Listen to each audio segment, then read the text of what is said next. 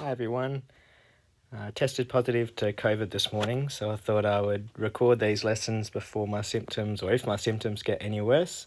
So this is lesson 28. It's on area functions. And for the warm-up today, I thought it's a bit of a mini investigation for you to work through these 3 questions. So the first one, you just have to use the reverse chain rule. And then the second one is a bit of an introduction to what an area function is.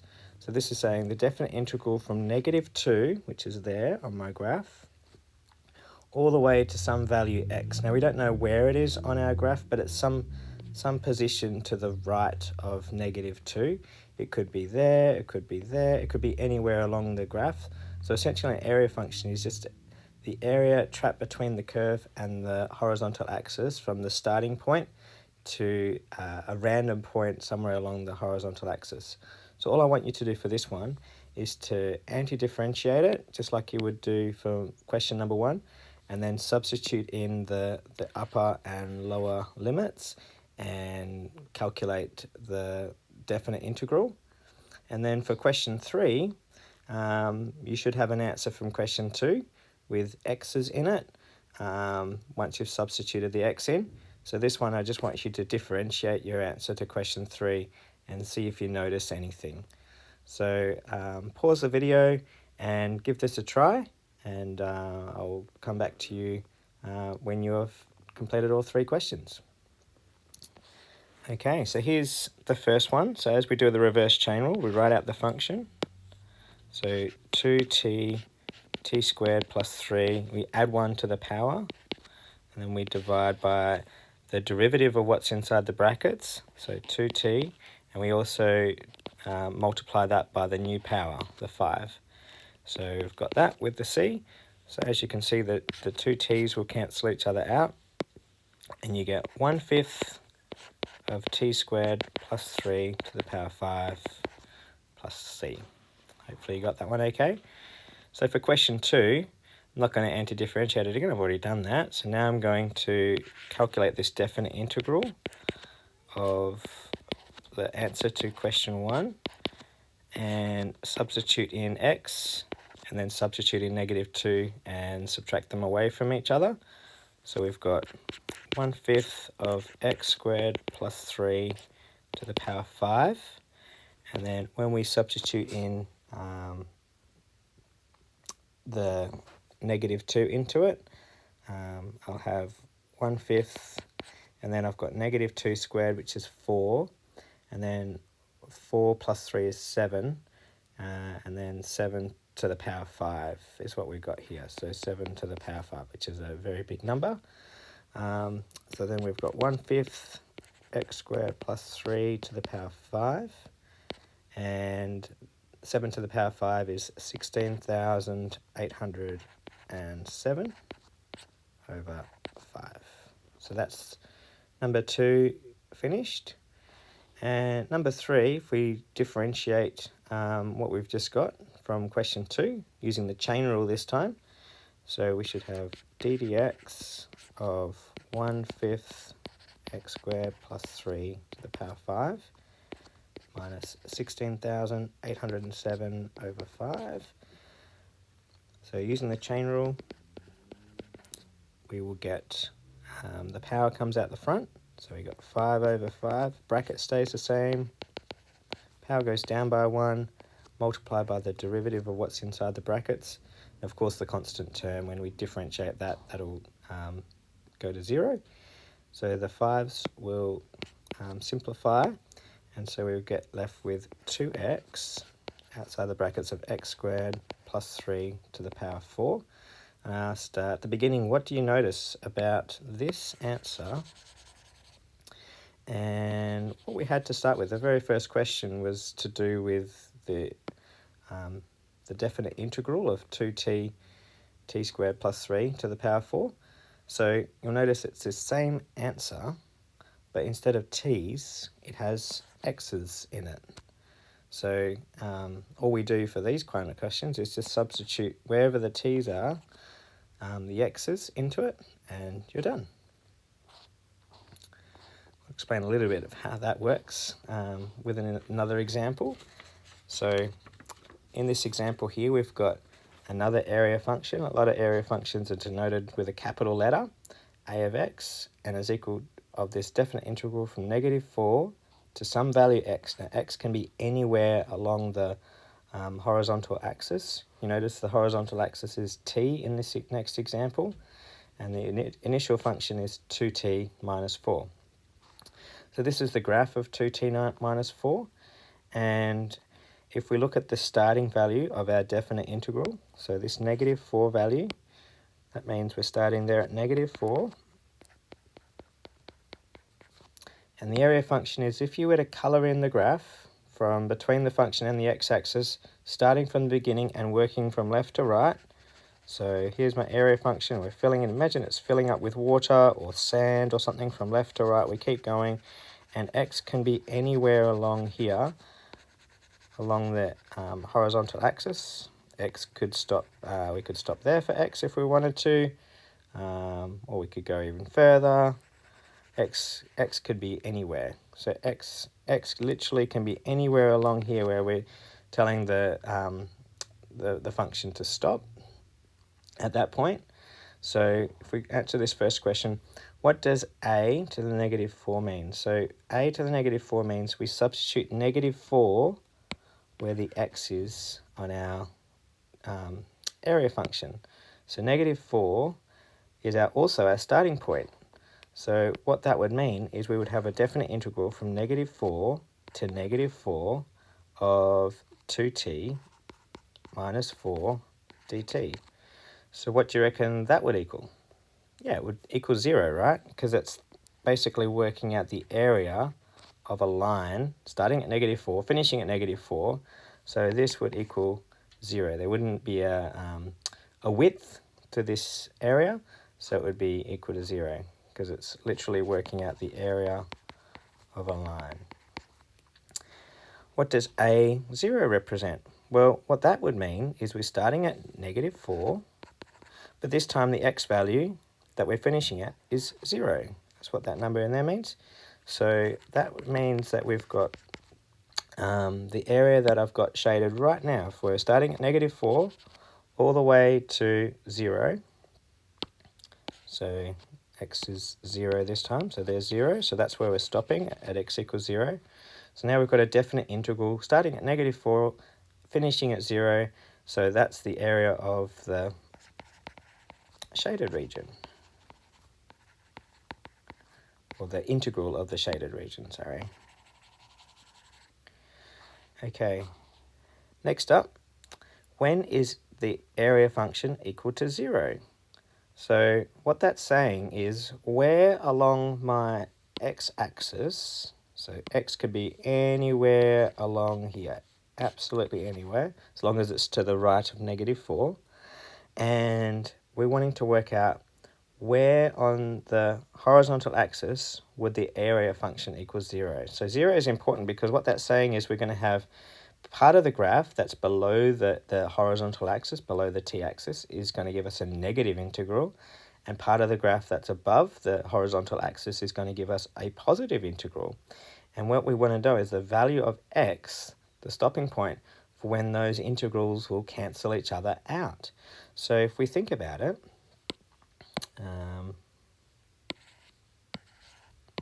let's get my highlighter. So this bit in here will all be a negative integral because it's below the horizontal axis. So that's 1, 2, 3, 4, 5, 6 places to the left of that point. So now we want 1, 2, 3, 4, 5, 6 to the right. All this stuff on the right hand side is now going to be above the horizontal axis and below the curve. So this will give a positive integral, and both of these two sections, both of these two integrals, will cancel each other out, and we'll get left with 0. So this would be positive, this would be negative, and so the value of x for when this is true is actually 8, right there. So when is a to the x equals 0?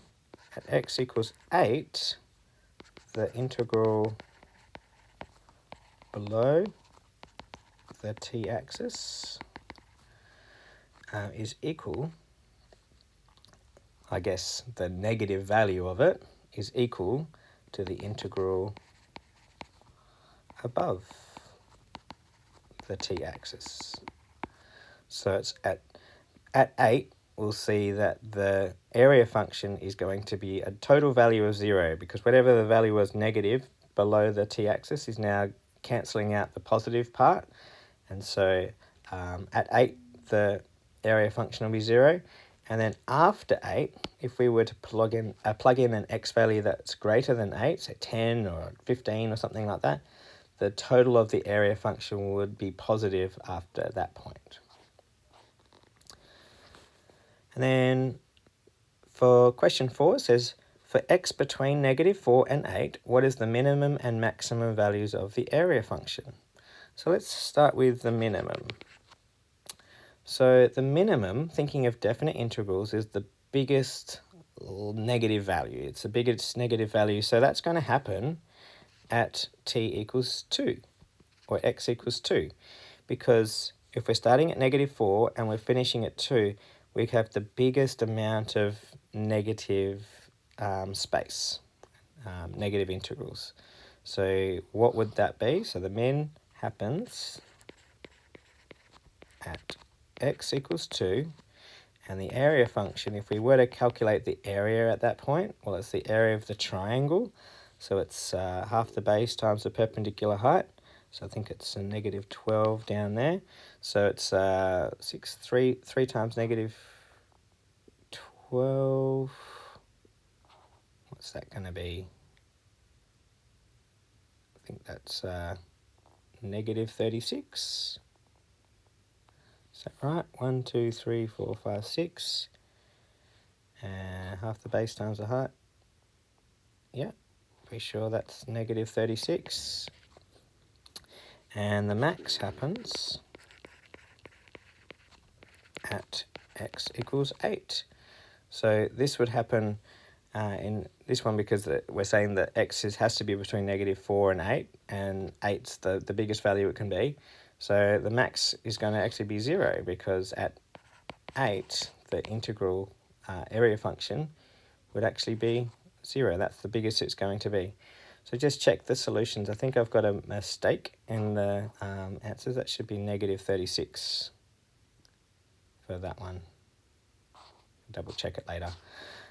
Okay, now it's your turn. Pause the video and give the exercises a try. And when you're ready, press play and I will walk you through how to do the answers to the exercise. Okay, so this first area function is between 0 and x of -t plus 2. So sometimes with these type of questions, it's handy to do a little sketch to get an idea of what's going on. So here's my horizontal axis, t, and here's my y-axis. And -t plus 2, well, that's going to be a graph that's a linear function. It goes through 2 on the y-axis and 2 on the t-axis. And we're saying x can be starting at, so we're starting at 0 on the t-axis, but x can be anywhere along the t-axis, as long as it's to the right of 0. So the first question is, without a calculator, find the area function x and hence a0 and a2. So for part A, what we're going to do is we need to anti-differentiate the original function, so -t squared on 2 plus 2t. And if we substitute in the upper limit, so x, and the lower limit, 0, we'll end up getting -x squared on 2 plus 2x minus 0. And if we simplify that, we'll have -1/2 x squared plus 2x. So a of 0, if we substitute 0 into that, is going to give us 0. And that makes sense, because that's telling us that we're winning the integral starting at 0 and finishing at 0. So that'll just be a straight line. And then a of 2 means starting at 0 and going all the way to 2. So working out that integral. So if we sub in 2 into my area function, we'll have negative a half, 2 squared plus 2 lots of 2. And we should get negative 2 plus 4, so 2. That makes sense as well, because the area of this triangle is also 2 if we calculate it using the half the base times the height.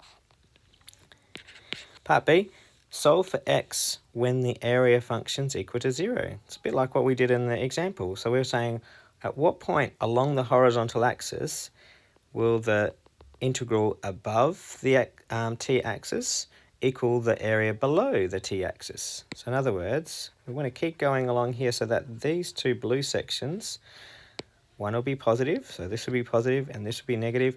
When will they cancel each other out? And hopefully, due to the symmetrical nature of it, you should see that the answer is 4. But just to double check, you could do a solve on your calculator. You could go solve when negative a half x squared plus 2x equals 0. And you'll get answers for x equals 0, so right at the very beginning, but you'll also get x equals 4. You can also, instead of solving the antiderivative equal to 0, you could also solve the integral as well. So you could do something like integral from 0 to x of negative t plus 2 dt equals 0. Solve that for x, and you'll also get x equals 0 and x equals 4. And then finally, the local max for our area function. So that the max that it's ever going to be, because it's a linear function and going to continue on forever down here, so forever and ever after 4 it's going to continue being negative. So the maximum of our area function is going to be just this first section right in there, the positive section there. That's the biggest the area function's ever going to be. So the max is going to happen at a of 2, where the total integral of our area function is 2. That area of the triangle is 2. Okay, so for question 2, calculate the global min and max values for the area function. So what we can actually do is do this on our calculators. Essentially, you could plot this function. It looks a bit like this. I'll try to sketch it in the solutions. So the graph kind of goes down and then goes around and up. That section underneath is very small, and then it goes up a little bit and then like that. Okay, so if we're starting at negative 5, like that, the global min and max values for this area function. So let's have a look at the signed areas. So this first section that's trapped above the horizontal axis, that's all going to be positive. Then this bit's going to be negative. And then we're going to have positive again. And then we're going to have negative. So because we're starting at negative 5, remember x can be anywhere along the horizontal axis. So we're not entirely sure, except we are limited. We have to stop at 10. Like 10 is the domain restriction. And for this particular area function, we're starting at negative 1 is our starting value that where x could be. So negative 1 actually is right there. So just before it goes below. So when we're calculating this area function, we're only interested in from negative 1 onwards to 10. So only this section to the right of negative 1. Okay, so our calculators can do this. So I'll switch over to the class pad. It's got two functions, fmin and fmax. And so the way you get to it is you go action, calculation, and then it's this one, Fmin and Fmax. I've done Fmin already, so I'll do Fmax this time. And what you want to do is you want to put in the entire, I'll paste it in. You want to put in the entire area function, but you want it to calculate it for x between -1 and 10. So that's how you set it up. So you basically put in the function that you want to do the area function of. The -5 and the x is your starting value and the finishing value. And then Fmin and Fmax, what you need to do is go comma x, comma the starting value of the domain and the finishing value of the domain. And if you do it right, you'll end up getting those values there. Okay, so what does that mean? Well, it means the Fmin happens at when x equals 0, and that's understandable. When x equals 0, then we have the, if we're starting at -1, we have the most amount of our function there that's below the horizontal axis. So that's going to get us our minimum value. And the minimum value for our area function, according to the calculator, was 4,175 over 12. And Fmax happens at x equals 8. Well, that makes sense as well, because 8 is there, and that's the most amount of trapped area above the horizontal axis, that bit in yellow. So the value for the max value is 9,295 over 12. So this value takes into consideration also the negative integral between -1 and 0 as well. So -1 and 0 has a negative integral. So it still calculates the maximum value even with that in mind as well. Okay, you can do these questions by hand as well. So if you were going to do it with working out, you're essentially trying to optimize an area function. So whenever you're doing optimization, whenever you're trying to work out minimum or maximum values, we need to solve the derivative of the area function equal to 0. And so you'll learn more how to do this in the next lesson, but essentially what we learnt from the first question, when we're doing the derivative of these area functions, essentially you're substituting in the x into where the variables are in the function. Because when you're essentially doing the derivative of an antiderivative, you should get what you started with. So all we're going to do here is substitute in the x into where the t's are.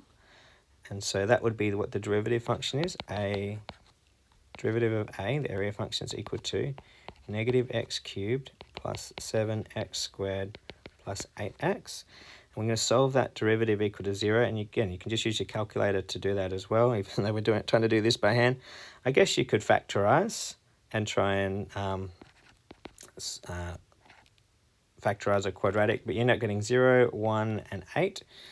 And so if you wanted to test it out, you put these values into the second derivative.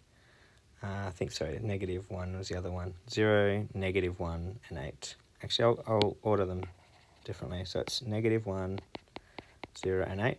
So the second derivative at x equals -1 ends up being -9 when you sub it in, which is less than 0. So therefore, that's a local maximum for the second derivative test.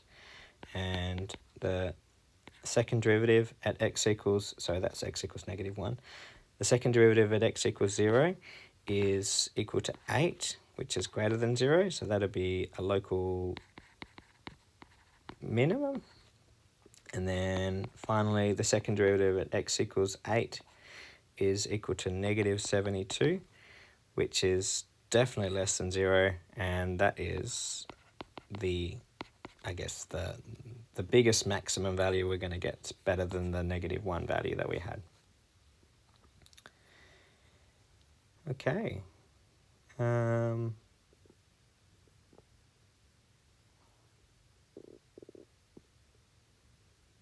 Yeah. And then for question 3, what does it mean to look at the rate of change or derivative of an area function? Use question 3 from the cover page of this lesson as an example. So what we've learnt today is when you differentiate an area function, we just replace the t's with x's, so this becomes 2x, x squared plus 3 to the power 4. So differentiating the integral of the area function gives us the function back. But instead of it being in terms of t, it's in terms of x. So this time in terms of x. So the question I want you to think about is, does it matter what the lower limit is? So that -2, does that make a play on anything? So have a think about the first question we did on the cover page, and when we think about it, the 2, the only time the 2 was used was when we calculated this constant part, and then when you differentiate the constant, it turns into 0. So the answer to that question, does it matter what the lower limit is? The answer is no. That lower limit could be absolutely anything. Could be -1 trillion. It does not impact on the derivative of the area function. Because when we take the derivative of a constant, it's equal to 0. Finally, the puzzle for today is a Sudoku X, and the way these Sudoku X's work, just like a normal Sudoku, but everything on the diagonals, so this line here and this line here, also follows the rules of Sudoku, and that the numbers in the diagonals have to all be different, and they range from 1 to 6. So again, pause the video, and I'll reveal the solution in 3 seconds. Okay, here it is. Here's the answer to the Sudoku. 1 3 6 6 3 1 5 4 2 2 1 6 3 5 4 3 4 5 2 6 1 5 2 4 6 1 3 1 6 3 4 2 5. Okay, that's the end of that lesson. Hopefully it made sense, and we'll see you in the next lesson. Bye.